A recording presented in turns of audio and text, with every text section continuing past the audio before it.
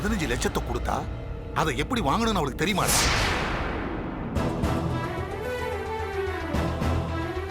15 லட்சத்தை வச்சுக்கிட்டு அவ என்னடா செய்வா? அவகிட்ட 15 லட்சம் இருக்கிறது யாருக்கா தெரிஞ்சா அவளை எவனாவது கொன்னுடுவான்டா. ஆகா, தலைவன் ரொம்ப குழப்பத்தில் இருக்கான். நாமளும் கொஞ்சம் குழப்புவோம். அப்பதான் நாம மொத்தமா 5 லட்சத்தை பார்க்க முடியும். டேய் பரமு, நீ சொல்றான் என்னடா பண்ணலாம் அந்த பிரச்சனைய? வேற வழியே இல்லைங்க ஐயா. அவ கேட்கிற பணத்தை கொடுத்துதானே ஆகணும். என்னடா இது? கொஞ்ச நேரத்துக்கு முன்னாடியே அவ பணத்துக்கு அலையறா, அவளை போட்டு தள்ளிலான்னு சொன்ன. இப்ப அவ கேட்டதை கொடுத்துடலான்னு சொல்ற. ஐயா, எனக்கு பயம் வந்துருச்சுங்க ஐயா. பணம் வரலன்னா சத்தியமா போலீஸுக்கு போவேன்னு சொல்றா ஐயா. ஐயா, அவ போலீஸுக்கு போனா முதல்ல போலீஸ் என்ன பிடிக்கும். பிடிச்சா முதல்ல நான் உங்களை பத்தி சொல்ல மாட்டேன். ஒருவேளை போலீஸ் அடி தாங்க முடியாம உங்களை பத்தி நான் ஏதாவது உளறிட்டேன்னு வைங்க. என் குழந்தைங்க மேல சத்தியமா சொல்றேங்க ஐயா, என்னால முடிஞ்ச வரைக்கும் உங்களை காட்டி கொடுக்க மாட்டேன். ஒருவேளை போலீஸோட சித்திரவதை தாங்க முடியாம நான் ஏதாவது உளறி. பயம் மூடுறா. பணத்துக்கு நான் ஏற்பாடு பண்றேன். புள்ள பூச்சிக்கெல்லாம் கொடுக்க முளைக்கணும் நான் என்ன கனவா கண்டேன்? சீக்கிரம் நான் பணத்துக்கு ஏற்பாடு பண்றேன். நீ இடத்த காலி பண்ணு. சரிங்கய்யா, வரங்கய்யா. போடா முதல்ல. சே,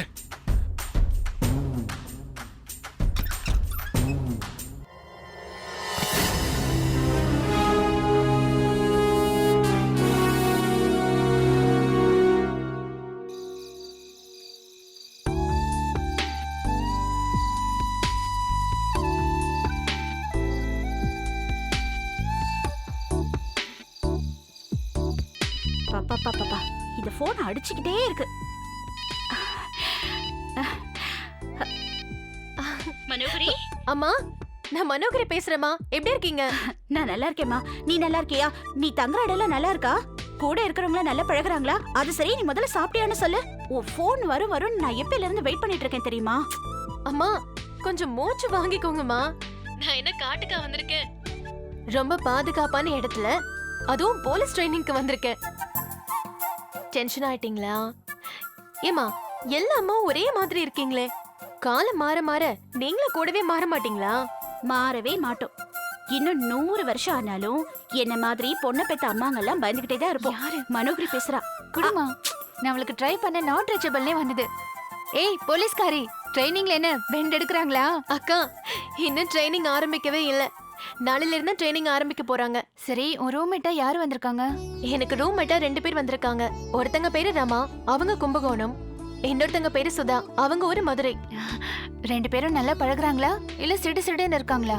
இருந்தா எங்க அக்கா பெரிய கிரிமினல் லாயர்னு என்ன பத்தி அக்காவா? இல்லாததையும் பொல்லாததையும் அள்ளிவிடு. அந்த மாதிரி சீன்லாம் தேவையே இல்ல. நாங்க 3 பேரும் ரொம்ப க்ளோஸ் ஃப்ரெண்ட்ஸ் ஆயிட்டோம். Okay okay. ஆமா, எங்க அந்த மேடம் ரீசார்ஜ் சங்கரி? இதோ பக்கத்துல தான் இருக்கா. நான் கொடுக்குறேன், பேசு. ஹலோ மனோகரி, நீ ரொம்ப கொடுத்து வச்சவடி. இந்த அம்மா இம்சையில இருந்து நீ தப்பிச்சு போயிட்ட. இல்ல சங்கரி, நான் அம்மாவை ரொம்ப மிஸ் பண்றேன் தெரியுமா? அங்க இருந்த வரைக்கும் அம்மாவோட அருமை தெரியவே இல்ல. இங்க வந்ததுக்கு அப்புறம் தான் அம்மாவோட பாசம் என்னன்னு எனக்கு தெரியுது. அத பண்ணாத, இத பண்ணாத, நகம் கடிக்காத, சத்தமா சிரிக்காத, வேகமா பேசாத என்ன. அம்மா நம்மள கண்டிச்சது எல்லாமே நம்மள டார்ச்சர் பண்றதுக்காக இல்ல சங்கரி. கரெக்டா ப்ராப்பரா வளர்க்கறதுக்காக தான். இதோ என் கூட சுதான்னு ஒருத்தி ரூம்மேட்டா இருக்கா. அவளுக்கு 2 வயசா இருக்கும் போதே அவங்க அம்மா இறந்துட்டாங்களாம். அதனால அவளுக்கு இப்ப வரைக்கும் தாய் பாசம் கிடைக்காமயே போயிடுச்சு. அப்படி பார்த்தா நாமெல்லாம் அதிர்ஷ்டசாலிங்க தானே. நம்ம அம்மா நமக்காக கொஞ்சம் நெஞ்சம் கஷ்டத்தை படல. பாவம் நம்ம அம்மா, அவங்க வாழ்க்கையவே நமக்காக தான் வாழ்ந்துட்டு இருக்காங்க. நியாயமா பார்த்தா நாம தினம் தினம் மதர்ஸ் டே கொண்டாடணும் தெரியுமா? மா தாயே, செல்லுல சென்டிமெண்ட் படத்தை தேடி தேடி ஓட்டுற ஒரே ஜீவன் நீதாமா. 2 நாள் பிரிஞ்சதுக்கு இவ்ளோ பெரிய டிராமாவா? அம்மா இந்தாமா, நீயாச்சு உன் பொண்ணாச்சு, ஆளை விடுங்கடா சாமி. நீ வாகா, வாடி. மனோகரி, அம்மா, ஏமா ஊருக்கு போனப்போ பெரியம்மாவை பார்த்துட்டு போனியா? என்னம்மா அப்பா உளறிட்டாரா? இல்லம்மா, பெரியம்மாவே சொன்னாங்க. ஏண்டா நீ அம்மா கிட்ட சொல்லாம அங்க போன? அப்படி இல்லம்மா, போகும்போது பெரியம்மா கிட்ட ஆசீர்வாதம் வாங்கிட்டு போலான்னு. பெரியம்மாவோட ஆசீர்வாதத்தை நேர்ல போய் தான் வாங்கணுங்கிற அவசியம் இல்லம்மா. ஒரு நிமிஷம் கண்ணு மூடி அவங்கள நினைச்சாலே போதும், எல்லா ஆசீர்வாதமும் உனக்கு கிடைச்சிரும். அவங்களோட ஆசீர்வாதம் இல்லாம நீங்க 4 பேருமே இந்த அளவுக்கு வளர்ந்திருக்க முடியாதுமா. நான் உன் நல்லதுக்காக தான் சொல்றேன் மனோகரி. இனிமே அம்மா கிட்ட சொல்லாம, அம்மா கிட்ட கேட்காம அந்த வீட்டு பக்கமே போக கூடாது. ம், சரிம்மா. அப்புறம் உன்னோட கவனம் எல்லாம் ட்ரைனிங்ல தான் இருக்கணும். மனோகரி நல்ல திறமையான ஒரு பொண்ணுன்னு உனக்கு ட்ரைனிங் எடுக்கிறவங்க சொல்லணும். என்ன சரியா? ம், சரிம்மா. சரி, நான் வச்சிட்டுமா? ம், சரிம்மா.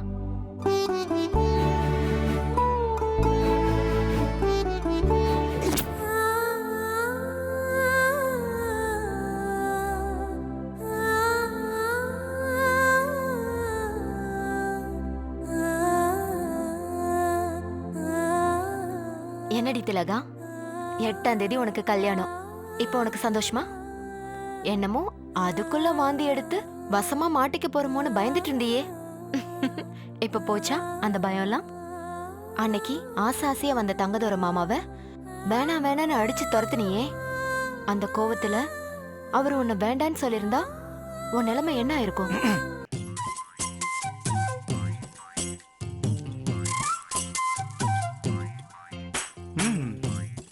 தேதி குறிச்சாச்சு. இப்போ உனக்கு சந்தோஷமா? என்னமோ நான் உன்னை தொட்டுட்டு வேற ஒருத்தையும் கல்யாணம் பண்ண போற மாதிரி அன்னைக்கு ஆசையோட வந்தப்ப அவ்வளவு கோவமா தள்ளி விட்ட. இப்ப எப்படி நம்பணும் திலகா? பொண்ணுங்க என்னைக்குமே காதலனை நம்பணும். இந்த காலத்து காதல்ல தொட்டுக்கிறது ஒன்றும் பெரிய விஷயமே இல்லை. அப்புறம் தலை நிறைய மல்லிகை போட பூத்து கும்முன்னு இருக்கிற இன்னைக்கு என்ன நமக்கு ஃபர்ஸ்ட் நைட்டா?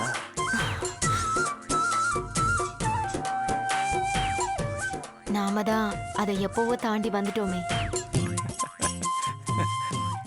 நீங்க கட்ட போற தாலி என்னை தொடுறதுக்கு முன்னாலேயே நான் உங்களுக்கு சொந்தமாயிட்டேன். சரி, இப்ப நீ ரொம்ப தெளிவா இருக்க. நான் போய் கதவை சத்திட்டு வரட்டுமா? அதெல்லாம் ஒண்ணு வேண்டாம் மாமா. எதிர்ப்பு ஒன்றும் பெருசா இல்லையே. நான் வேணா கதவை சத்திட்டு வரட்டுமா? ஒரு தடவை தப்பு நடந்தது போதும் மாமா.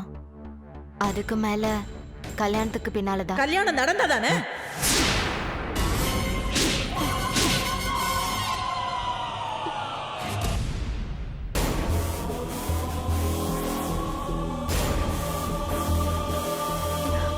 அத்தை, என்னடி அத்தை சொத்தன்னு?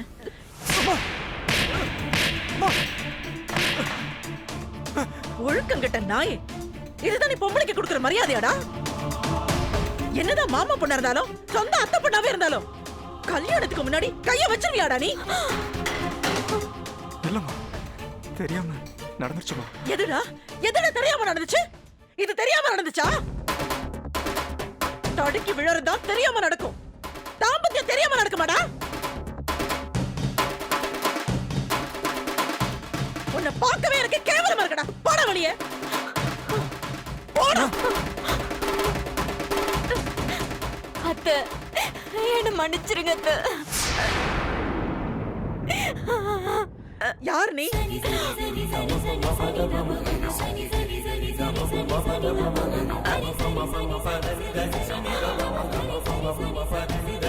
நான் எதுக்கு உன்னை மன்னிக்கணும்? நீ யாரோ நான் யாரோ? அத்தை, இந்த மாதிரி பேசாதீங்க அத்தை. எனக்கு ரொம்ப பயமா இருக்கு. அந்த பயம் என் பையன் உன் கையை பிடிச்சு இழுக்கும் போது இருக்கணும்டி. ஒரு கெட்டவ கூட எனக்கு மருமகள வரலாம்டி. ஆனா ஒரு நாளும் கெட்டு போனவ எனக்கு மருமகள வரவே முடியாது. அத்தை, தேதி குறிச்சதோட இந்த கல்யாணம் நின்னு போச்சு. என் குலதெய்வத்து மேல சத்தியமா சொல்றேன்டி, இந்த கல்யாணம் நடக்கவே நடக்காது. ஐயோ அத்தை, வேண்டாம் அத்தை. இந்த விஷயம் அம்மா அப்பாவுக்கு தெரிஞ்சா செத்தே போயிடுவாங்க அத்தை. நாங்க எப்பவோ செத்துட்டோம்.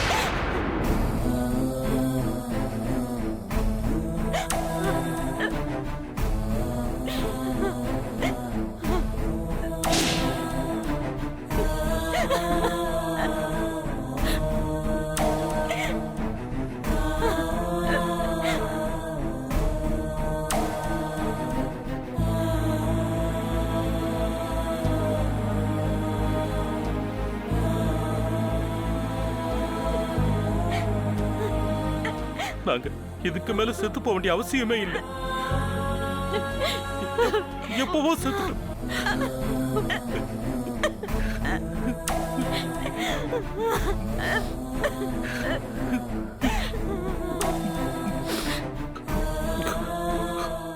நீங்க சொல்ல வேண்டியதே இல்லை, நாங்களே சொல்றோம். இந்த கல்யாணம் நடக்காது.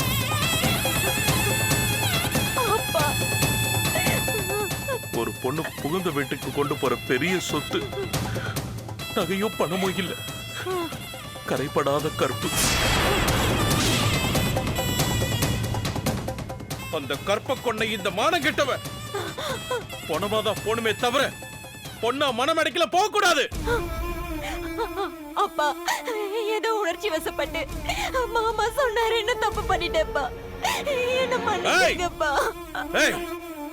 கட்டி காப்பாத்த வேண்டிய கற்ப ஒழுக்கத்தை தொலைச்சிட்டாருதான் நீ புனிதம் ஆயிடுவியா? அவன் சொன்னா இந்த இடத்துக்கு கற்ப எடுத்து கொடுத்துருவியா? நீ இருக்க கூடாது, நீ உயிரோடு இருக்க கூடாது. உன்னை கொண்டாதான் சரிப்படும். சொல்லாதீங்க, செய்யுங்க. இந்த கருமம் எல்லாம் உயிரோட உலாத்துனா உங்களை குலத்துக்கே அவமானம். இவ கழுத்தை நெரிச்சு கொல்லுங்க. யாராவது கேட்டாங்கன்னா வயிற்று வலியில தூக்கு போட்டு தொங்கிட்டான்னு நானே சொல்றேன். கொல்லுங்க. குடும்ப மானத்துக்கு எடுத்து உயிரோட இருக்க கூடாது. சொல்லிட்டாடி, உயிரோட இருக்க கூடாது. செத்து தொலை, நீ செத்து போ. உன்னை கொல்லு. அப்பா வேண்டாப்பா, அப்பா அப்பா என்ன விட்டுருங்கப்பா, அப்பா அப்பா என்ன விட்டுருங்கப்பா. ஏய் திலகா, திலகா,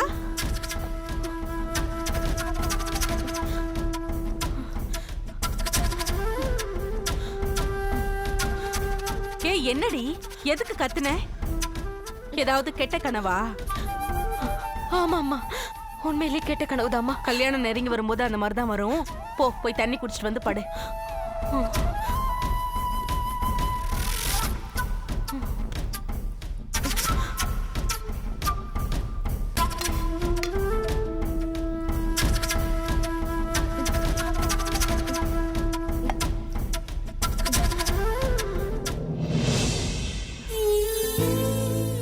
நான் தப்பு பண்ணதுல இருந்து பூஜை ரூம்க்கே வரல. இப்ப எனக்கு வழி தெரியல.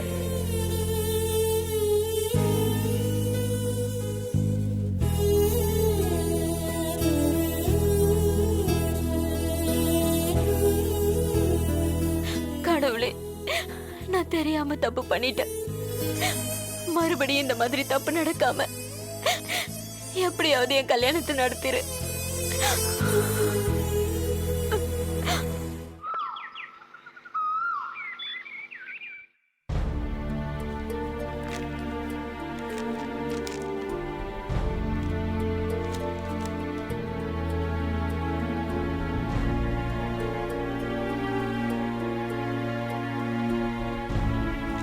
கௌரி, வாங்க சார். என்னமா பண்ணிட்டு இருக்க? சார், ராமநாதன் கேஸ்ல இருந்து சில நோட்ஸ் எல்லாம் மேடம் எடுக்க சொன்னாங்க. பாத்துடுமா, அது ரொம்ப சிக்கலான கேஸ். சார், இது சாதாரண கேஸா இருந்தாலும் நான் கவனமா தான் இருப்பேன் சார். ஏமா, என் பேச்ச கேட்கவே மாட்டேன், என்ன மதிக்கவே மாட்டேன்னு சத்தியம் பண்ணிருக்கியா? அனாவசியமா சத்தியம் பண்ணி நேரத்தை வேஸ்ட் பண்ற கேரக்டர் நான் இல்ல sir. Okay okay. Gauri madam, அந்த ராமநாதன் கேஸ்ல நோட்ஸ் எடுக்க சொன்னேனே, எடுத்தியா? இதோ எடுத்துட்டே இருக்க மேடம். ஓகே, அதெல்லாம் ரெடி பண்ணி வை, நான் கோர்ட்டுக்கு போயிட்டு வந்துறேன். வாங்க மிஸ்டர் ஸ்ரீனிவாசன். போலாம் மேடம். வரேன். Okay madam.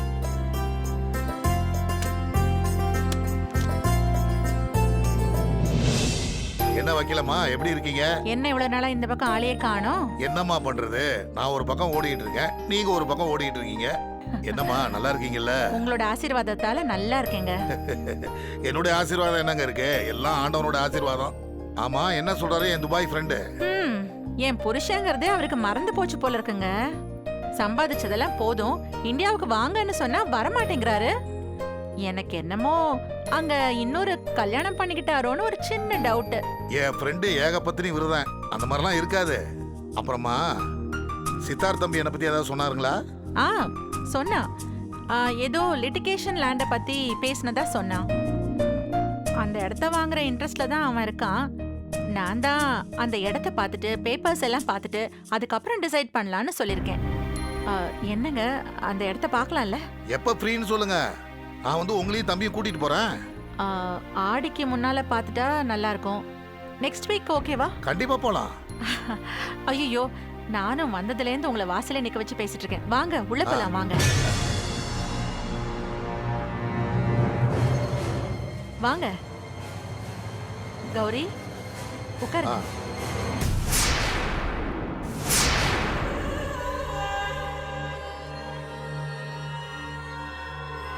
இவதான் கௌரி, என்னோட ஜூனியர். ரொம்ப பிரில்லியன்ட்.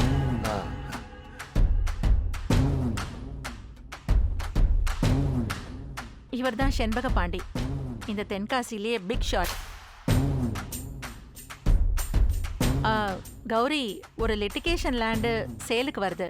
அது என் பையன் தான் வாங்குறதா இருக்கான். அதனால இவர் அந்த லேண்ட் சம்பந்தப்பட்ட பேப்பர்ஸ்லாம் கொடுப்பாரு. அது என்ன ஏதுன்னு கொஞ்சம் ரெஃபர் பண்ணி பாருமா. Okay madam.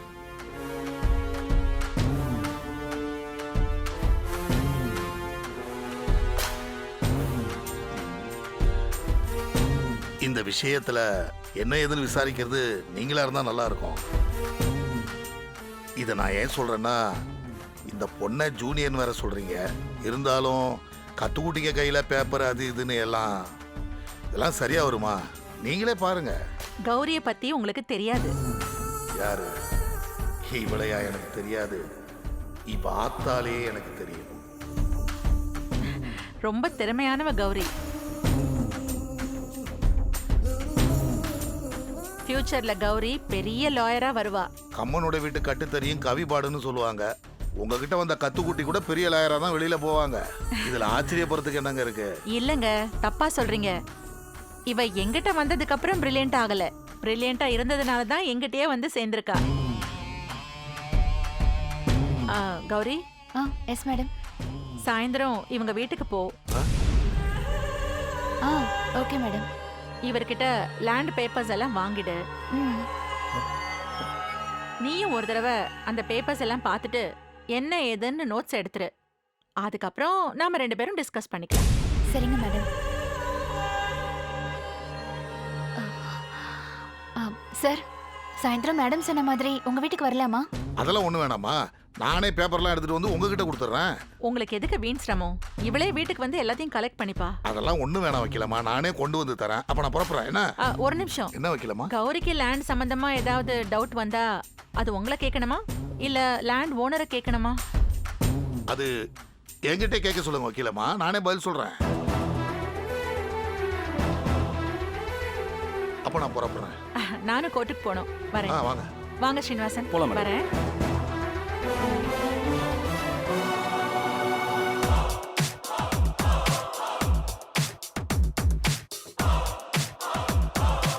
நீ கேள்வி கேட்டு நான் பதில் சொல்லணுமா? வேற வழி இல்ல. இதுக்கு பேர் தான் வாய்மையே வெல்லும். பார்க்கிறேன்.